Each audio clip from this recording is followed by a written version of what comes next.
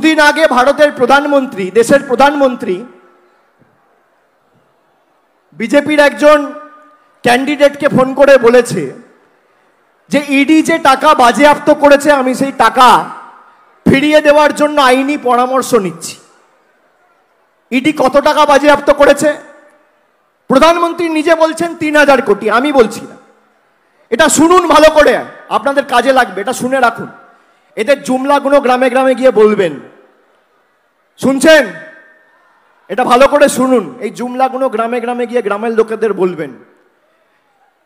বসিরহাটে বিজেপির যে প্রার্থী রেখা পাত্রকে, আর ওদিকে কৃষ্ণনগরের প্রার্থী এবং তামিলনাড়ুর প্রফেসর TN সারাসু বলে একজন প্রার্থী আছে, বিজেপির প্রতীক চিহ্নে প্রতিদ্বন্দ্বিতা করছে। এদেরকে ফোন করে বলেছে যে ইডি 3000 কোটি টাকা রেড করে বাজেয়াপ্ত করেছে, আমি এই টাকা মানুষকে ফেরত দেব। এবার আমি আপনাদের জিজ্ঞেস করতে চাই, 10 বছর ধরে সারদা তদন্ত হচ্ছে, কেউ টাকা ফেরত পেয়েছে? পেয়েছে? পেয়েছে? 3000 কোটি টাকা উনি বাংলায় ফোন করে বলছেন ফেরত দেবো, আবার তামিলনাড়ু কেরালার প্রার্থী TN সারাসুকে ফোন করে বলছেন ফেরত দেবো। তার মানে 3000 কোটি তিনি তামিলনাড়ুতেও ফেরত দেবেন, বাংলাতেও দেবেন, কেরালাতেও দেবেন, সারা ভারতবর্ষ জুড়ে তিনি 3000 কোটি টাকা ফেরত দেবেন। ভারতবর্ষের জনসংখ্যা কত? কত?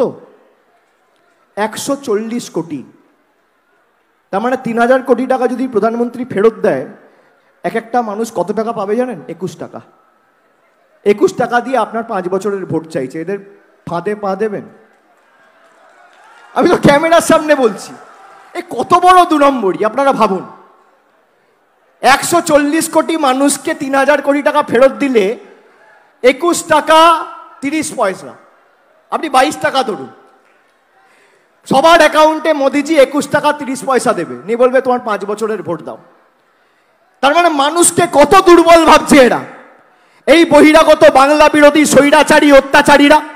এই কারণেই তো এদেরকে বাংলা বিরোধী বলেছি।